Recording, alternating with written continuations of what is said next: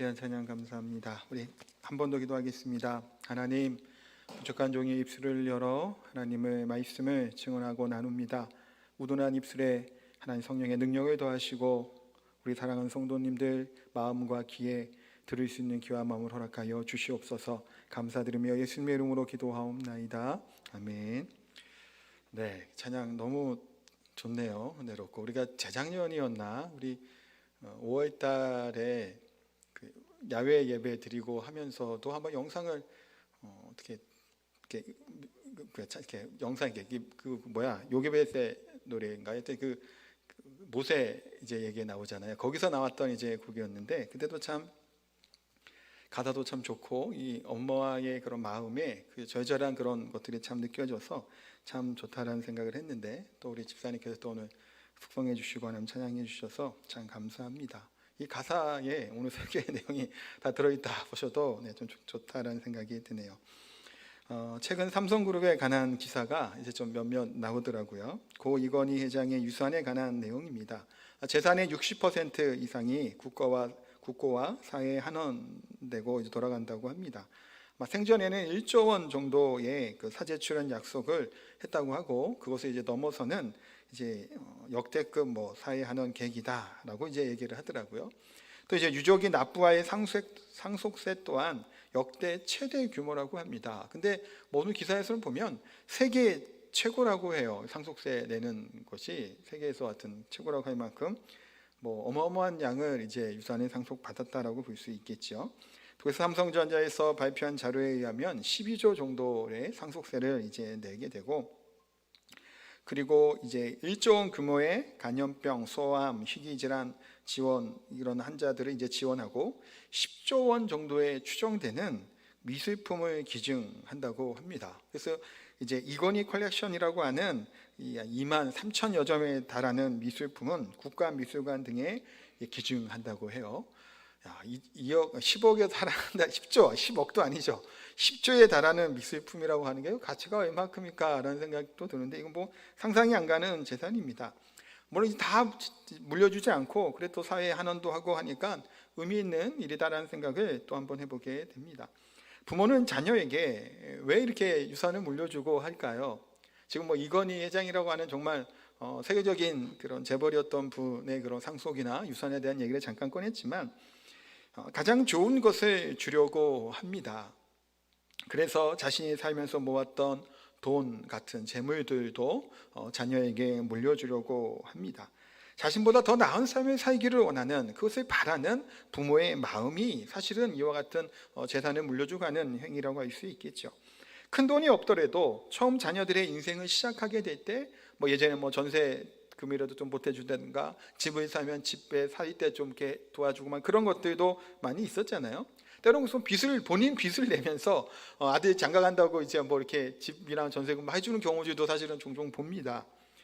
그만큼 좀 기반이 되고 잘 살 수 있도록 하려고 하는 그런 노력들, 그런 모습이 아닌가라는 생각을 해보게 됩니다. 근데 이제 우리나라에 20살이 되지 않은 미성년자가 가진 땅이 전국적으로 한 5천만 평이 넘는다고 합니다. 보통 많이 기자들이 비교하는 여의도 면적의 21배 정도 되는 어마어마한 양이라고 합니다. 근데 그 중에 10살도 안 된 아이들이 가진 땅이 여의도 면적의 5배나 된다고 하고 심지어 2살이 되지 않은 아이의 명의로도 된 땅도 제법 된다고 합니다. 우리가 이런 아이들, 이런 자녀들을 가지고 뭐라고 불렀나요? 금수저를 물고 태어났나 보다라는 얘기들을 했습니다. 태어날 때부터 다른 사람과는 조금 출발선이 다르다라고 하며 부러워하기도 하고 비아냥거리기도 하고 하여튼 여러 말들을 했죠. 여러분의 자녀에게, 여러분들은 자녀에게 물려줄 유산이 얼마나 되시고 얼마나 준비를 혹시 하셨나요? 이건희 회장만큼 물려준 재산은 없겠죠. 이분이야 상상을 초월하니까. 아니면 좀 넓은 땅, 어디 제주도 어디 저쪽에 좀 땅 좀 구매해 놓으셨나요? 그런 것들도 생각해 보게 됩니다. 요즘에는 개천에서 용난다라고 하는 것이 불가능하다고 얘기하는 시대다라고도 참 많이들 이야기합니다. 그래서 흙수저를 물고 태어나면 성공하기 어렵다고 얘기를 합니다. 근데 이제 경제적인 기반이 그래서 단단한 가운데 태어난 사람, 그러면 충분히 누릴 수 있는 금수저와 같은 곳에 태어난 사람들, 인생이 행복할까? 뭐 그럴 수 있겠죠. 그러나 그것이 보장하지는 못하는 것을 우리가 잘 알게 됩니다. 많은 부모들이 자녀에게 공부를 가르칩니다. 왜 이렇게 공부를 가르칠까? 그렇게 열심히 노력하게 할까요? 아니면 재산이 아니어도 그 무엇인가라도 자녀들에게 남겨주고 싶은, 무산으로 물려주고 싶은 마음을 갖게 됩니다. 그 이유가 뭘까요? 사실 한 가지인 것 같아요. 이거 말씀을 묵상하고 또 이렇게 준비하면서 사랑하는 아들, 이 딸이 행복하게 살기를 원하는 마음이겠죠. 그러니까 부모의 마음은 다 똑같다는 생각을 하게 됩니다. 그러니까 어린 시절부터 뭐 하는 건가요? 엄하게 교육하는 경우들도 있어요. 좋은 학교 보내기 위해서 아침 일찍부터 늦은 시간까지 공부를 시키기도 합니다. 이 모든 것이 다 자녀를 행복하게 하기 위한 부모의 마음이에요. 그런데 예전에 제가 이제 TV에서 본 것들을 본 적이 있습니다. 그게 뭐였냐면 뭐 교육에 관련되었던 것 같아요. 정확하게 기억은 안 나는데 부모, 아버지, 어머니가 다 서울대 출신이에요. 그러니까 자녀에게도 서울대를 가라고 그렇게 이제 압박을 하는 겁니다. 공부를 시키는 거예요. 뭐 서울대 하면 우리나라 최고의 대학이잖아요. 그러다가 이 자녀가 어떻게 됐냐면 자살을 한 거예요. 그 스트레스와 압박을 견디다 못해 자살하게 됩니다. 그러니까 이제 어떤 그 관련된 뭐 강의를 했던 분인가 누가 그 얘기하더라고요. 호통을 치면서 그 사람들한테 얘기하는 게 뭐 얘기냐면 그 부모들이 다녔던 시대에 그 세대 때 서울대랑 지금 우리 아이들이 다니는 서울대가 똑같겠냐고. 저는 모르겠어요. 그 시대 안 살았으니까. 그때 서울대는 지금보다 가기 쉬웠다라는 거예요. 지금은 더 어렵잖아요. 그걸 본 지도 내가 벌써 오래전 일이긴 하니까 당시에 이게 쉽지 않았던 얘기예요. 그런데 부모는 완벽한 부모인 겁니다. 그 자녀에게.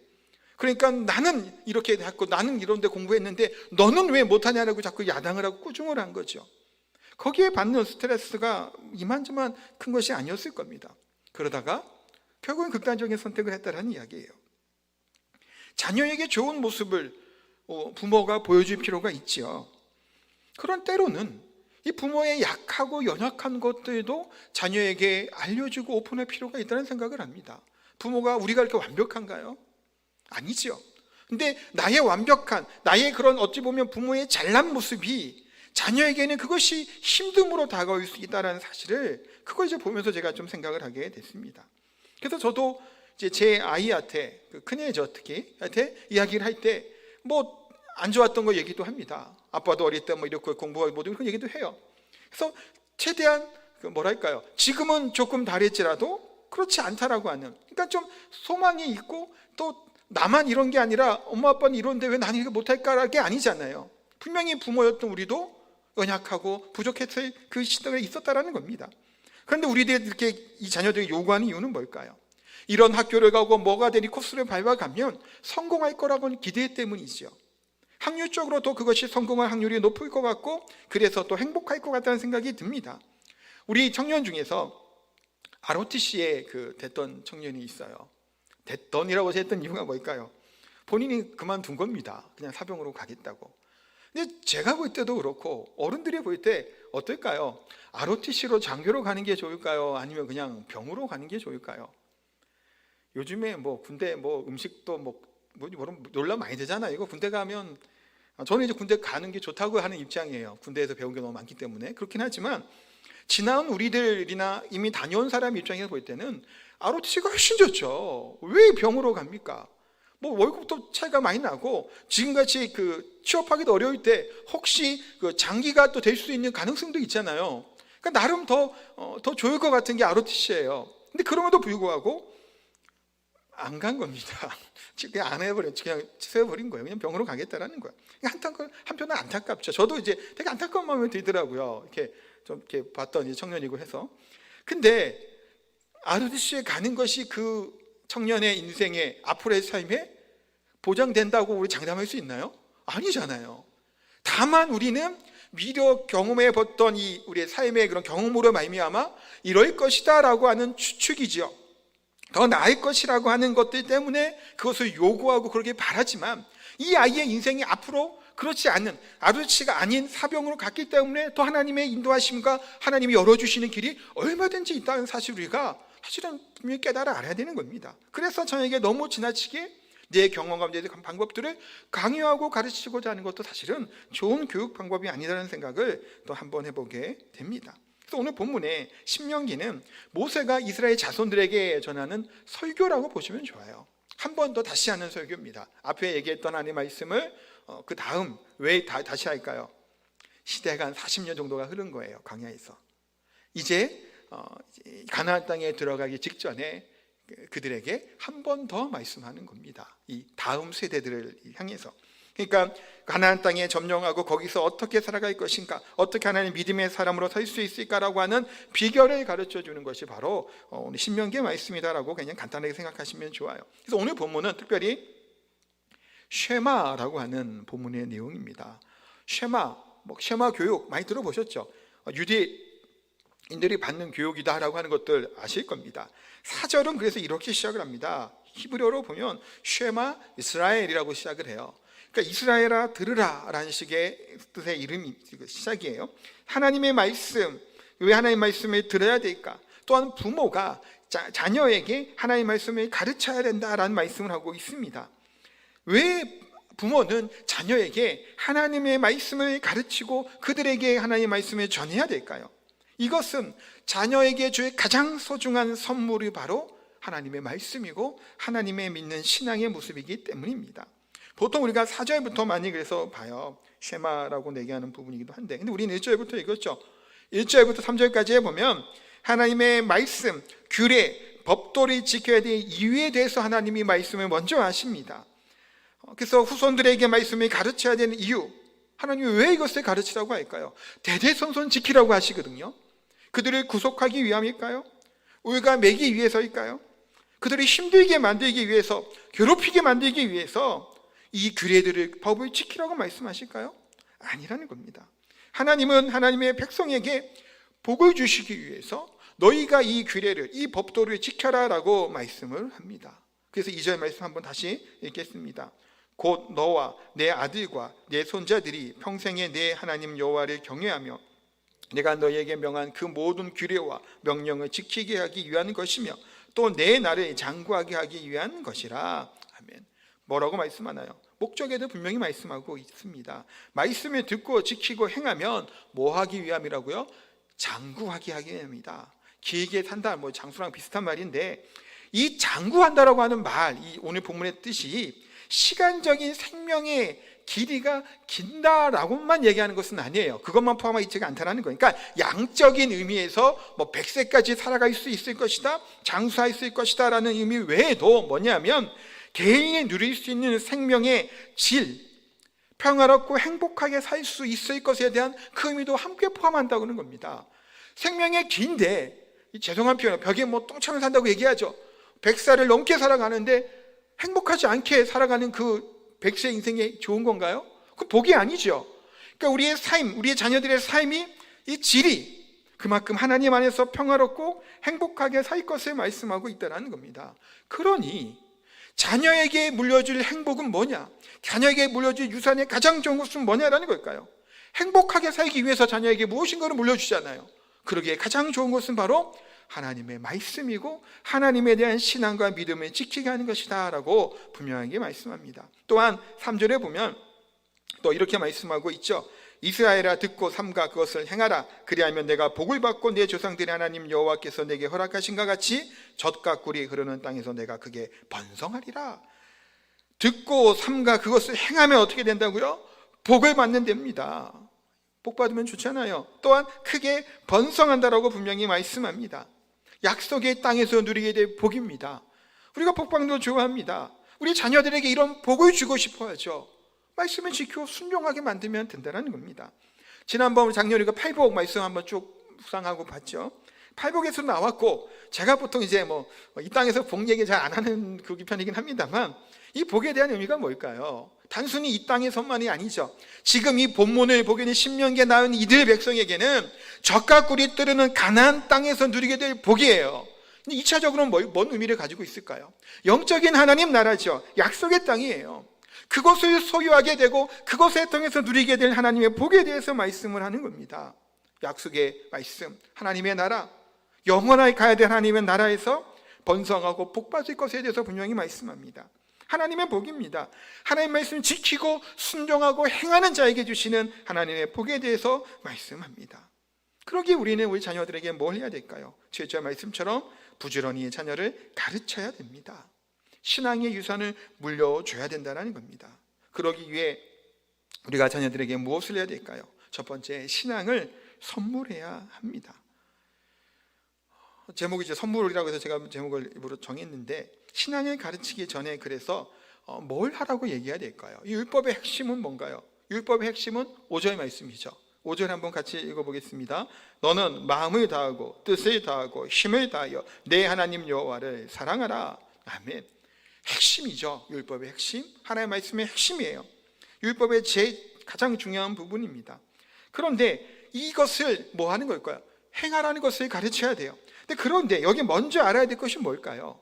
우리 자녀들에게 우리 스스로도 막연하잖아요. 뭐 하나님 사랑하라고, 그럼 뭐 하나님 어떤 분인데? 이 질문을 해야 됩니다. 하나님이 어떤 분인가요?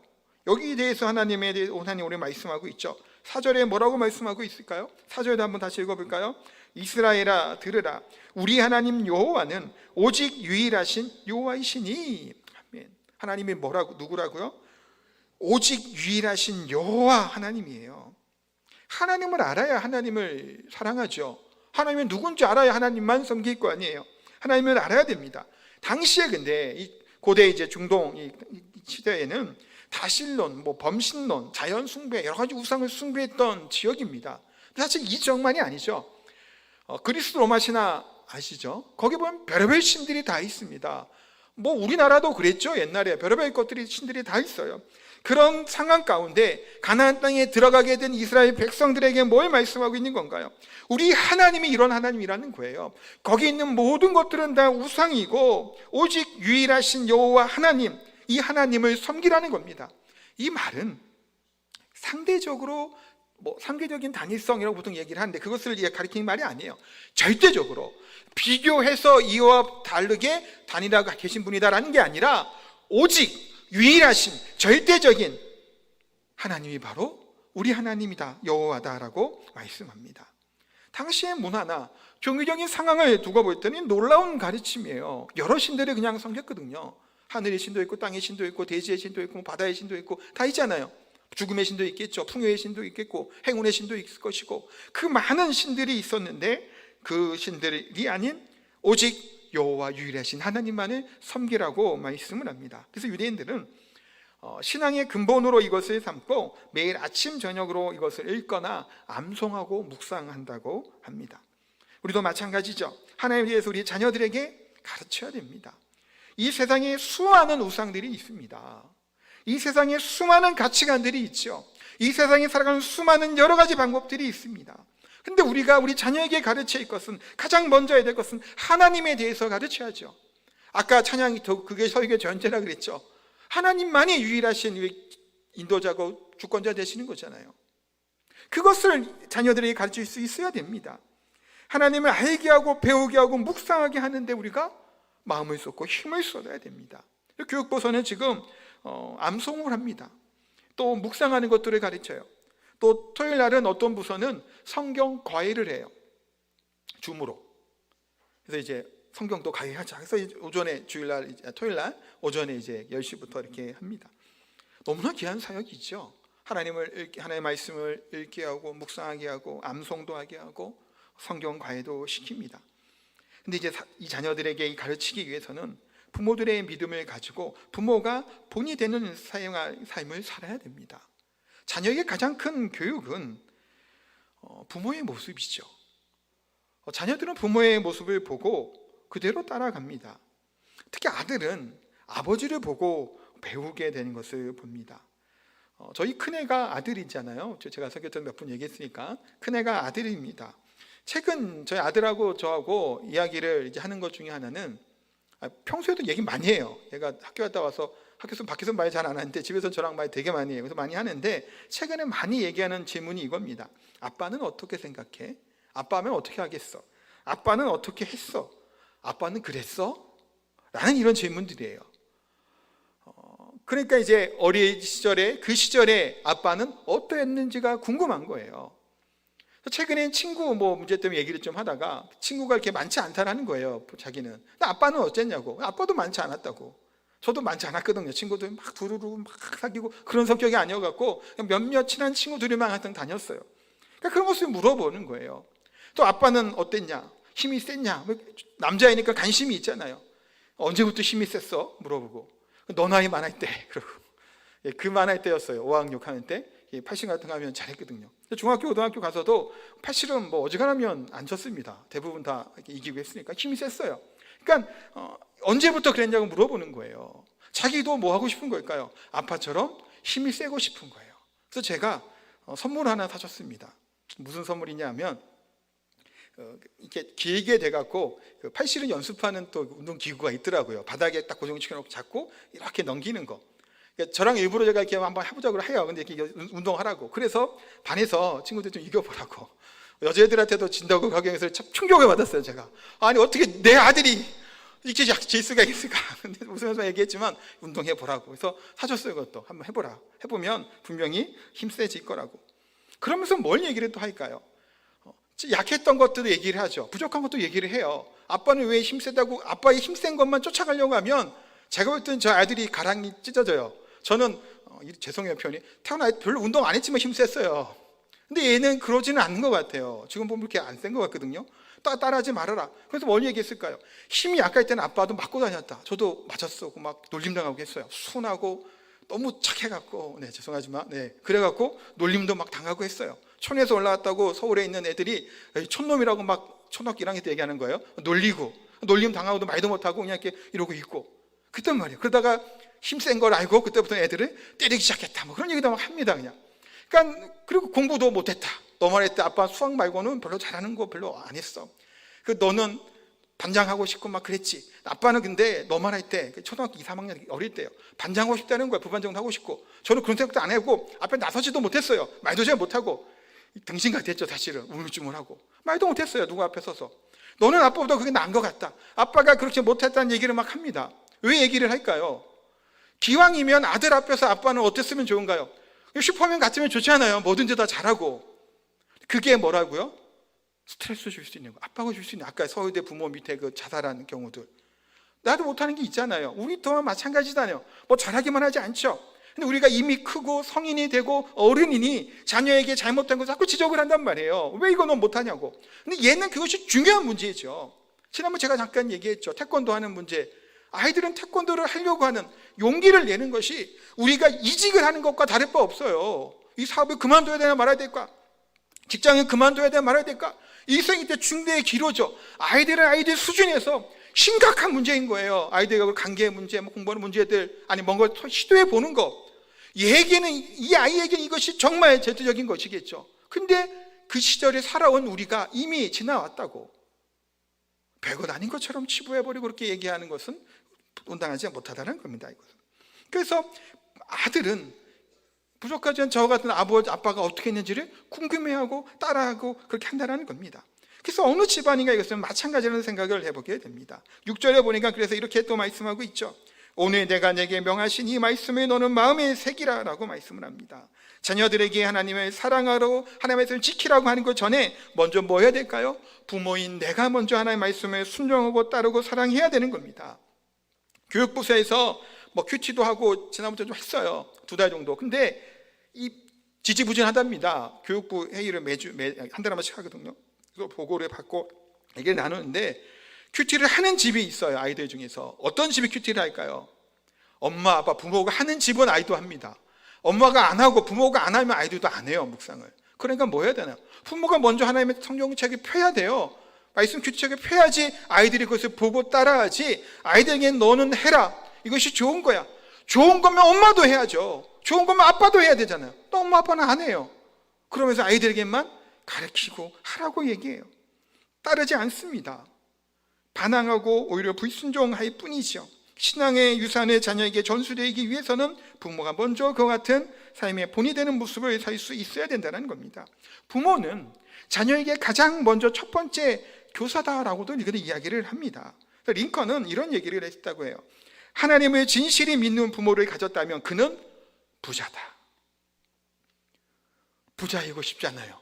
그러기 위해서는 내가 하나님을 믿는 신앙 가운데 있으면 그것은 부자라는 겁니다. 얼마나 많은 유산과 재산을 자녀들에게 물려줄지는 모르죠. 각자. 근데 가장 중요한 것은 나의가 믿음으로 자녀를 키우고 그 자녀를 위해 기도하는 부모가 있다는 것이 그거 가장 가치 있는 것이고 부자라는 거라고 얘기하는 겁니다.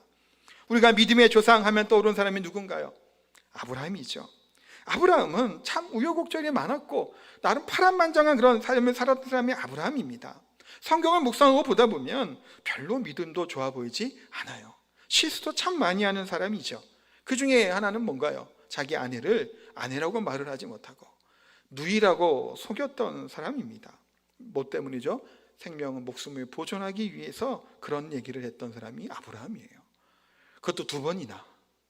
이게 참 그렇죠. 근데 하나님께서 이 아브라함을 부르시고 믿음의 조상으로 삼아 주신 겁니다.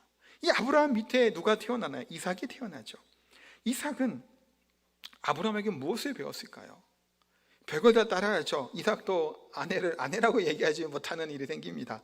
이 참 별걸 다 따라한다는 생각이 들어요. 근데 그것을 얘기하고 싶은 것은 아니고 믿음은 아브라함의 믿음이 이삭에게 전해졌겠지요. 전해졌습니다. 어떤 사건을 통해서 전해지게 되었을까? 이것을 조금 묵상해 보게 됩니다. 하나님이 아브라함에게 이삭을 번제로 드리라라고 말씀을 합니다. 그래서 아브라함이 어떻게 하나요? 그 말씀에 순종해서 아침에 일찍이 일어나 이삭을 데리고 모리아산에 가서 번제로 이삭을 드립니다. 물론 진짜로 죽인 건 아니고 믿음과 그런 마음을 다해 하나님께 드린 거죠. 사실 그렇게 됐던 거예요. 그 중심으로 하나님께 드렸을 때의 이삭의 심정은 어땠을까요? 우리가 아브라함의 믿음을 보는 때가 참 많이 있지만 당시에 이삭은 결박당했습니다. 그리고 죽음의 순간 가운데 칼을 들고 자기를 찌르려고 했던 아버지의 모습을 볼 때 이삭은 무엇을 느꼈을까요? 무엇을 배울 수 있었을까요? 자신의 그 누구보다도 사랑했던 이 아버지가 자신을 똘똘 묶어갖고 칼로 찌르려고 하는 겁니다. 눈에 마주쳤겠죠. 찌르려고 했을 때. 그 표정을 보고 그 상황을 보고 이삭은 무엇을 느꼈을까요? 물론 그래서 예수님의 예표다라고 보통 이삭을 이야기를 합니다만 이때 제가 볼 때는 이삭은 믿음을 배웠던 것 같습니다. 그때 이삭은 순종을 배우게 된 겁니다. 자신의 그 누구보다 사랑했던 이 아버지가 하나님의 말씀 앞에 순종했던 것을 배우게 된 거죠. 하나님의 말씀이 그만큼 순종을 지키는 것이 중요하다는 것을 배운 겁니다. 그러면서 하나님이 무섭고 두려운 분이라는 것만이 아니라 하나님에서 깨닫게 되는 겁니다. 하나님은 어떠한 분을 깨닫게 된 건가요? 진짜로 자신을 죽이게 하지 않았죠. 하나님은 이미 제물을 준비했어요. 자기 대신 죽을 제물을. 그렇다면 하나님은 어떠한 분인 건가요? 신실하신 분이라는 거예요. 그냥 막무가내로 무자비하게 행하시는 분이 아니라 이미 준비하고 예비하시는 하나님이라는 것을 배우게 되는 겁니다. 또한 불가능할 만한 일이죠. 어떻게 이것을 순종해요? 아들을 죽이라고 하는데, 번지로 드리라고 하는데. 그런데 그럴지라도 순종하게 될 때 얼마나 크게 놀라운 복과 은혜를 주시는지를 이삭은 그 자리에서 배우게 된 겁니다. 창세기 거기서 보면 하나님께서 아브라함을 말리고 난 다음에 그 자리에서 바로 선포하시죠. 네가 나를 경외하는 줄을 내가 이제 알았다고. 그러면서 복에 대한 말씀을 쭉 얘기합니다. 그 아브라함의 믿음, 그 의로움을 하나님이 얼마나 흡족하게 받으신지 몰라요. 그것을 이삭은 경험한 거예요. 그 옆에서 하나님이 어떤 분인지를 깨닫게 된 거죠. 또 하나님 말씀에 순종할 때 그 열매와 기쁨이 무엇인지를 이삭은 아브라함의 그런 순종의 모습을 보면서 이삭은 배울 수 있었던 겁니다. 부모의 믿음이 아들에게, 자녀에게 전수되게 된 놀라운 사건이라고 저는 이 모리아산 이 사건을 보게 됩니다. 두 번째 그래서 해야 될 것이 무엇일까요? 하나님의 말씀을 가르쳐야 됩니다. 7절 말씀에 보면 이렇게 말씀을 합니다. 같이 읽겠습니다. 내 자녀에게 부지런히 가르치며 집에 앉았을 때에든지 길을 갈 때에든지 누워있을 때에든지 일어날 때에든지 말씀을 강론할 것이며. 아멘. 유대인들은 부모만이 아니라 가정에서, 학교에서, 정부에서도 막 그런 쉐마 교육을 한다고 합니다. 교육학에서는 그래서 이거를 각인 교육이다라고 이야기를 해요. 저랑 제 아내 이렇게 집에서 얘기할 때는 세뇌 교육이다라고 얘기를 했는데, 어쨌든 어릴 때부터 하나님의 말씀을 가르쳐야 된다라는 얘기입니다. 뭘 가르치라는 얘기일까요? 오늘 신명기 말씀은 첫 번째는 이겁니다. 출애굽과 광야 생활 가운데 체험하게 된 하나님에 대해서 가르치라는 겁니다. 역사를 가르친다라고 하는 의미로도 볼 수 있습니다. 홍해를 건넜을 때, 또 애굽에 탈수했을 때 여기까지 재앙들, 또 광야 40년 동안 만나와 메추라기, 또한 구름 기둥과 불두 기둥, 생수가 반석에서 쏟아나오는 그런 모든 사건들, 하나님이 이와 같이 종되었던 우리들을 구원하시고 이끄시고 그렇게 시기적절하게 먹이시고 입히시고 했던 이 하나님에 대해서 가르치라는 겁니다. 이 얘기는 뭘까요? 성경 그래서 하나님의 명령과 법도가 무엇입니까? 라고 자녀들이 물으면 하나님은 이런 분이다 라는 것을 가르치라는 거예요. 그 내용입니다. 하나님을 가르치라는 거예요. 하나님의 말씀을 가르치고 교육해야 된다는 겁니다. 그래서 우리의 교육도 마찬가지겠죠. 하나님에 대해서 우리가 우리 자녀들에게 가르칠 수 있어야 돼요. 그러기 위해서 나의 하나님이 어떤 하나님인지 우리의 부모의 신앙의 하나님 또한 자녀에게 전수가 되어야 되겠죠. 본인은 신앙생활 제대로 한 게 없고 기억이 없고 평생을 하나님 신앙생활 했는데 아무런 뭘로 이렇게 하나님 어떻게 날 해주는지 모르면 좀 막연하겠죠. 하여튼 말씀을 가르치라는 의미예요. 두 번째는 7장에도 나오고 여러 장에 12장 16장에도 나오는데 가나안 땅에 들어가서 우상 숭배를 절대로 하지 말 것에 대해서 말씀합니다.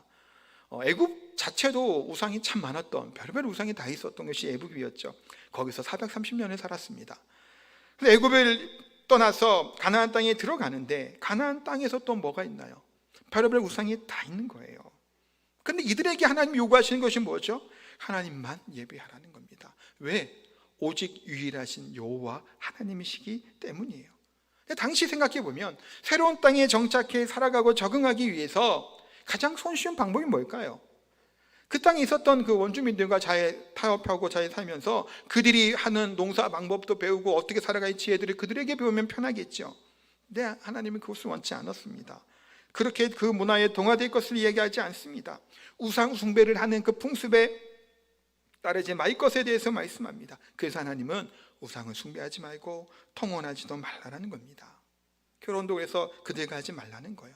그들이 우상을 가지고 오기 때문이죠. 솔로몬 잘 아시죠? 지혜의 왕, 하나님께 얼마나 많은 복을 받은 왕인지 모릅니다. 1000번 드릴 때만 해도 놀라운 사람이었죠. 그런데 이 솔로몬이 하나님의 중심이었던 이 솔로몬의 신앙이 무너지게 됩니다. 신명기를 통해서 하나님이 두 가지 정도로 말씀해 주시는 거 있죠. 병거들을 많이 두지 말 것을 얘기하고 아내를 많이 두지 말라고 말씀을 합니다. 왜 그럴까요? 병거를 많이 두고 이런 전쟁 물자를 많이 확보한다는 것은 하나님보다 이것에 더 의지할 수 있기 때문에 그렇게 하지 말라는 겁니다. 아내를 많이 두지 말라는 것도 이 아내들이 그들의 우상에게 신들이 가지고 오기 때문이죠. 열왕기상 10장에 보면 솔로몬이 왕이 된 다음에 애굽으로부터 병거 1400대를 수입을 합니다. 또한 훈련된 마병을 12,000명을 수입을 하게 됩니다. 또 11장에 보면 애굽의 바로의 딸을 왕비로 맞아들이고 모압, 암몬, 에돔, 시돈, 헷 여인들과 정략 결혼을 합니다. 수궁이 700이요 첩이 300명이에요. 그들과 왜 결혼했을까요? 왜 혼인이 맺었을까요? 그 또한 그들이 못 많았을까요? 아니에요. 자신들의 신을 가지고 왔습니다. 토속신, 우상설을 가지고 옵니다. 예루살렘이 뭐가 됐을까요? 만신전이 되어버렸어요. 하나님만 유일하신 하나님만 섬겼던 그 예루살렘 거룩한 땅이 여러 가지 우상들이 있었던 땅으로 그 만신전으로 변하게 됐다는 겁니다. 하나님이 솔로몬에게 2번이나 나타나셨죠. 그래도 솔로몬이 순종하지 않아 결국은 어떻게 되나요? 남과 북이 갈라지게 되는 그 아들 르호보암 때에 이와 같은 그런 안타까운 일들, 비참한 일들을 일어나게 되는 것을 보게 됩니다. 시간이 많이 갔으니까 이제 정리를 하도록 하겠습니다. 하나님의 말씀을 우리는 떠나지 말아야 되겠죠. 그래서 8절, 9절 말씀에 보면 너는 또 그것을 내 손목에 메어 기호로 삼고 내 비간에 붙여 표로 삼고 내 집 문설주와 바깥 문에 기록할지라 라고 말씀을 합니다. 이게 뭘까요? 항상 하나님 말씀을 떠나지 말라는 거예요. 하나님이 이 가정에, 이 우리들의 삶의 중심이 되고 주인이 되어야 된다는 것을 얘기합니다. 미간에 왜 여기서 얘기를 할까요? 판단의 근거, 그것을 누구에게 두라는 걸까요? 내게 두는 것이 아니라 하나님 말씀에 두는 것을 하나님께 이것을 두라는 거예요. 가정의 주인은 하나님이시죠. 내 삶의 주인 또한 하나님이다라는 사실을 말씀하고 있습니다. 사랑하는 성도 여러분, 어린이 주일을 맞이해서 우리가 우리 자녀들에게 좋은 것들을 물려줘야 되겠죠. 유산을 물려주고 싶을 겁니다. 행복한 삶을 우리 자녀 살기를 원하실 거예요. 그러기 위해서는 무엇이 필요한가요? 하나님의 말씀으로 하나님 중심된 믿음, 그것을 우리 자녀들에게 물려주는 것이 가장 우리 자녀에게 선물할 가장 중요한 믿음의 유산이라는 사실을 꼭 기억하시기 바랍니다. 이 시대가 그렇게 만만치 않아요. 학교의 공교육도 참 많이 어렵죠. 힘들다는 얘기를 합니다. 동성애 관련된 법도 통과되면 자녀 이상한 거 다 가르쳐요. 학교에서 공교육이라고 하는 것이. 그러니까 이게 그렇게 가르쳐도 될까라고 하는 염려가 되는 것이 얼마나 많은지 모릅니다. 하나님의 중심이 아니죠. 세상의 가치와 그 중심에 따라 이것을 가르치고 그걸 배우게 하고 그것을 이렇게 하게 됩니다. 지난번 수요일날 우리 전사님이 강의할 때 진화론 창조론 얘기했잖아요. 우리는 창조, 하나님이 창조하시면 믿잖아요.